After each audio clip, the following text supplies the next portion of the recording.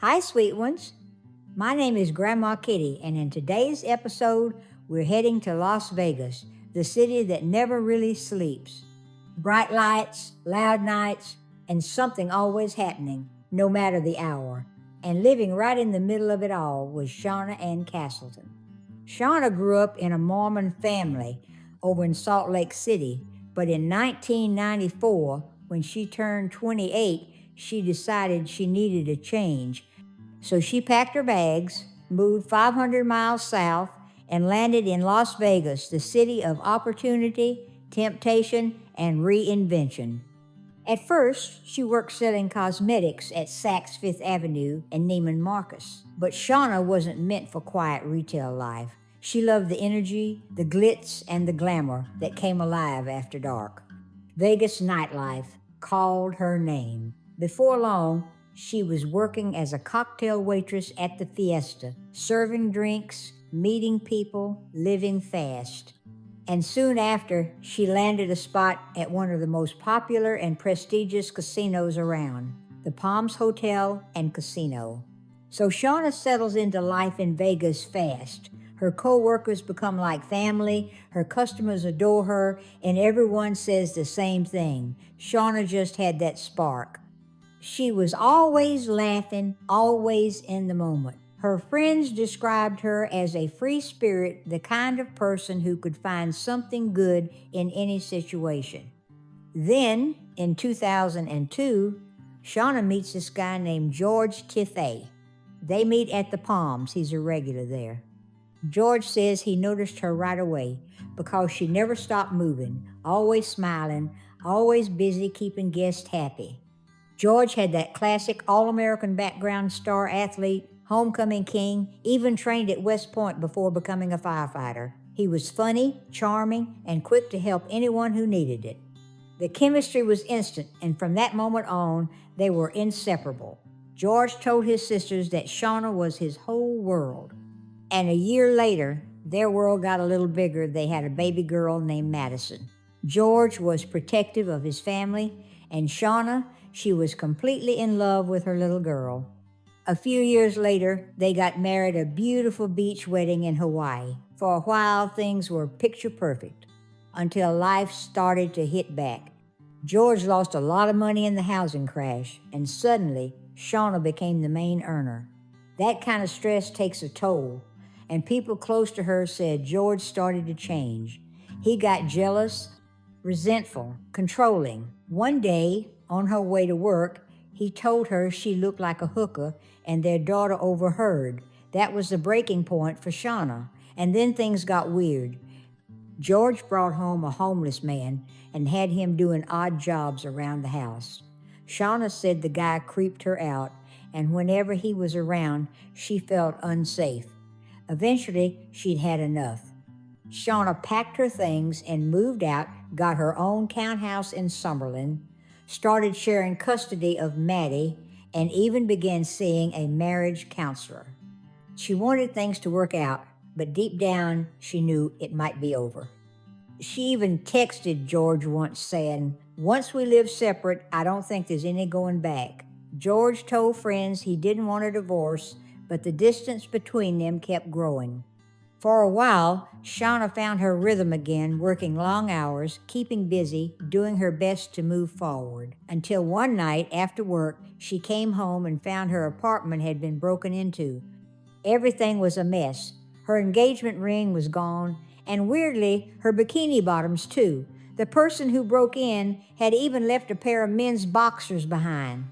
It freaked her out, but she tried to move on. Then on another late night, Shauna clocked out just after 3 a.m. She drove home like usual, 30 minutes through quiet Vegas streets, and pulled into her garage around 3:30. That same morning, George finished his shift at the fire department. He picked up 8-year-old Maddie from her grandmother's and headed to Shauna's to grab some of the girls' things. When they walked inside, they found the house trashed, everything overturned, drawers pulled out, furniture broken, and there on the floor was Shauna. She was gone. It was clear right away that something terrible had happened. From the position of the blood and where Shauna's body was found, police could tell she'd been attacked as she tried to go upstairs. Her injuries were brutal. They believed the weapon was a hammer. Her skull was crushed, her fingers broken from trying to defend herself. In fact, the blow to her head was so deep, paramedics first thought she'd been shot.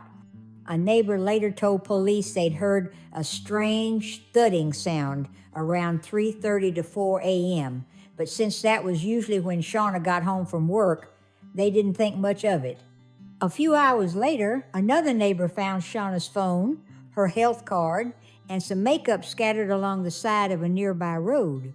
At first, detectives looked straight to the person most investigations start with, the husband. George told police he'd been on duty at the fire station during the time of the murder, and his co-workers confirmed it. His alibi checked out. So, with no forced entry and no suspect, police were stuck. Was this connected to the break-in just 3 weeks earlier? Or had someone random targeted her house again, not realizing she'd come home early that night? Maybe it was someone she knew, or maybe it was just a burglary gone wrong. Either way, her friends and co-workers were terrified. Most of them worked the same late shifts as Shauna. If this was random, who would be next? But Shauna's sister, Paula, wasn't buying the random theory. Something about it felt wrong. She picked up the phone and called George. He answered, but he didn't say much. He handed the phone to a grief counselor who was there with him. And that's when Paula said what everyone else was only thinking. I have my suspicions that her husband may be involved. Paula and her husband booked the first flight to Vegas. She later said she had never stopped picturing what her sister went through in her final moments, the fear, the pain, and the realization that she wasn't going to survive. Then, less than 24 hours after Shauna's body was found, police got a call that would blow the case wide open. A man known around town as Big Will came forward. He told detectives that his homeless friend, a guy everyone called Greyhound, had confessed to killing a woman with a hammer. And not only that, he'd been laughing about it. No fear, no guilt, just proud, like he'd completed a mission. Big Will warned him right then, if I see something on the news that matches what you told me, I'm reporting you. And when Shauna's murder hit the headlines, the hammer, the timing, the details Big Will knew. Greyhound wasn't bluffing. Police worked fast. They teamed up with Big Will, and he took them straight to the spots where Greyhound usually hung out, a grocery store called Albertsons and a gas station across the street. And sure enough, it didn't take long. They spotted him. When officers searched him, they found drugs and took him in. His real name, Noel Stevens. And he wasn't new to the system. Petty theft, drugs, assault, the works. At first, Noel denied everything. He said he sold drugs, sure, but murder? No way. And honestly, the cops were skeptical too. Why would a low-level street guy like Noel travel all that way just to kill someone and leave without stealing anything valuable? Something didn't add up. So they searched the desert area where Noel had been camping out. It was remote, empty, and it could have taken days to comb through everything, but they didn't have to look far. Just a few yards from his tent, they found a pair of pants covered in blood, a receipt tag from a hammer, and a bloody pair of underwear.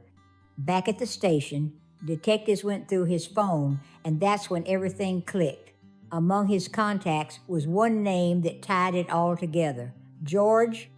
When they asked who George was, Noah replied casually, "Oh, that's my friend, the firefighter." It was the same George Tiaffay, Shauna's husband, the man she'd been afraid of since the day he'd befriended a homeless man named Noel Stevens. And when police checked where that hammer was sold, they pulled the security footage. What they saw next changed everything. The whole time police are chasing leads, the answer was literally sitting on camera. Footage from inside a hardware store shows both George Tiaffay and Noel Stevens side by side casually shopping together, buying the exact hammer that would later be used to kill Shauna. And right then, detectives knew. George wasn't just connected, he was running this whole thing.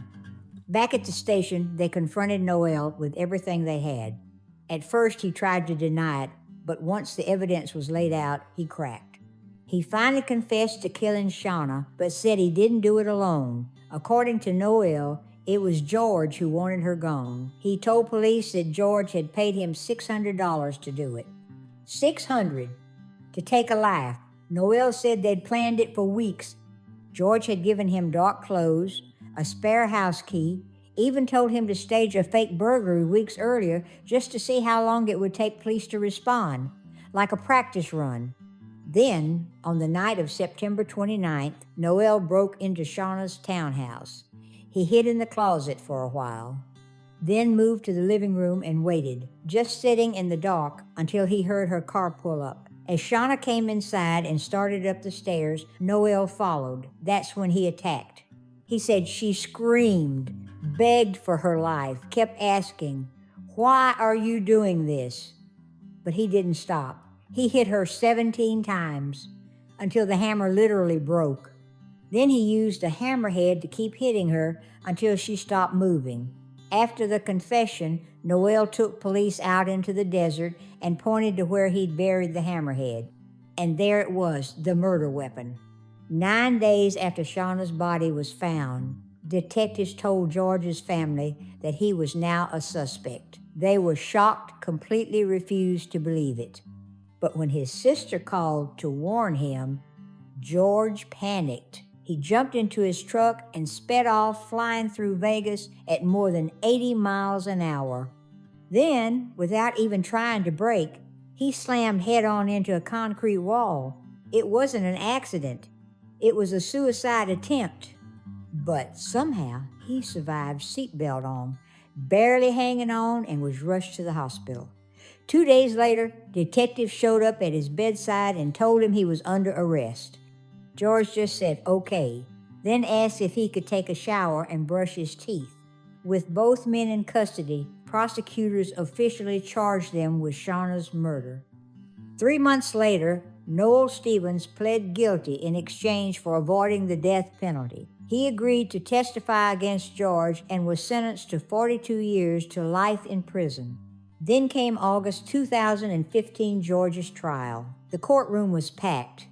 The prosecution opened by playing the chilling 911 call, describing how Shauna's body was found and laying out their case that this was no crime of passion. It was a plan, a murder for hire, and George Tiaffay, the firefighter everyone once admired, was the one who lit the match.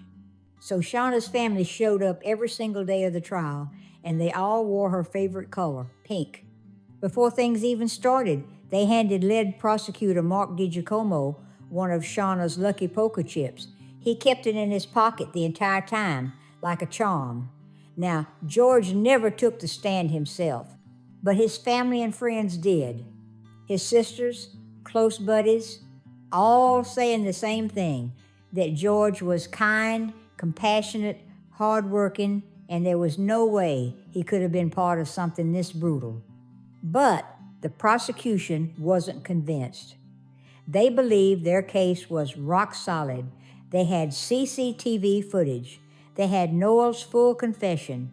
And they had phone records showing that George called Noel 87 times just that month alone, and 5 times the night before the murder. 87 times. That's not handyman talk. That's coordination. The defense, though, argued the opposite. They said the footage didn't prove anything, that George and Noel were just buying tools, because Noel sometimes did odd jobs around the house. But when Noel took the stand, things changed. He told the court everything. He repeated the same story he'd told police, how George had paid him, given him the key, planned the whole thing. And while the defense tried to discredit him, pointing out that Noel admitted to hearing voices and seeing things, the prosecution had something stronger. Every single piece of his story matched the evidence, the footage, the timing, the calls. The prosecution backed him all the way. They said every part of his story lined up, the timestamps, the calls, the footage, all of it. But during cross-examination, Noel admitted something that the defense jumped on immediately. He sometimes had auditory and visual hallucinations. That one admission gave the defense room to work. They said, sure, Noel killed Shauna, but the part about George being involved, that was fantasy. George's lawyer, Robert Langford, even said, it's a good story, but that's all it is. If you put it together just the right way, it sounds believable. But there's a lot of reason not to. The defense said Noel admired George, looked up to him, and maybe that's why he dragged his name into it. But the prosecution pushed back hard. They said George was the only one with a motive. He was losing control of his marriage, his finances, his image, and the moment life started to slip, he snapped. They also revealed something even darker. George had recently bought a gun, and prosecutors believed he was planning to kill Noel next to erase the one person who could connect him to Shauna's death. By the end of the trial, both sides had laid everything out. Then came the waiting. 3 long days of jury deliberations. The courtroom was tense. Nobody could tell which way it was going to go. Before they walked in, prosecutor Mark DiGiacomo said he rubbed Shauna's poker chip for luck. Then came the words everyone had been waiting for. The defendant will rise. Count 1. Conspiracy to commit murder. Guilty. And it kept going. Count after count. Guilty. After just 15 hours of deliberation, the jury found former Las Vegas firefighter George Tiaffay guilty on all 7 counts, including first-degree murder. Reporters said he stood there completely still, no emotion, nothing. Then the next question, would he get parole? 4 hours later, the jury came back. They gave him life in prison without the possibility of parole, plus 81 extra years for conspiracy, burglary, and robbery. When the judge delivered the sentence, he said, "This isn't about holding you to a higher standard. It's about the fact that what you did was pure evil." Shauna's sister Paula spoke outside the courthouse, saying, "George is a manipulative control freak, and honestly, the worst punishment for him is living the rest of his life in prison, unable to control anyone ever again." It had been nearly 3 years since Shauna's murder. Her family said they finally felt justice and thanked the Clark County DA's office, investigators, and everyone who fought for her. But the story didn't end there. George filed an appeal, 107 pages long, handwritten by him. He even referred to himself in the third person, claiming that prescription medications had altered his mind so much that he thought God told him to commit the crime. He said he wasn't in control, that it was all to protect his child. It was the first time he seemed to actually admit to orchestrating the murder, though now he was blaming medication. He even set up an online fundraiser to pay for his appeal. But it didn't work. His appeal was denied, and the conviction stood. Then George tried again, this time claiming his lawyer, Robert Langford, was ineffective and ignored his mental health issues. He said Langford should have ordered a psychiatric evaluation. He mentioned past injuries, prescription painkillers, Adderall, even hormones, saying they all affected his state of mind. Langford fired back, saying he never showed any signs of psychosis or abnormal behavior. He was fully competent to stand trial. Langford has since withdrawn from the case. Afterward, Shauna's family refused to let her story fade away. They started Justice for Shauna, an organization that raises awareness about domestic violence and abusive relationships. Later, they moved her grave from Las Vegas back home to Utah so she could be buried next to her father. Her daughter, Maddie, now lives with Shauna's mother and spends most of her time with her Aunt Paula. Paula says Maddie always smiles when she talks about her mom because their home was full of laughter, love, and joy. Paula also said the loss of her sister changed everyone who knew her, but the biggest tragedy is that Maddie will grow up without the mother who adored her more than anything. When the judge asked why George, of all people, could do something so cruel, he said it was beyond understanding, and Paula ended it perfectly.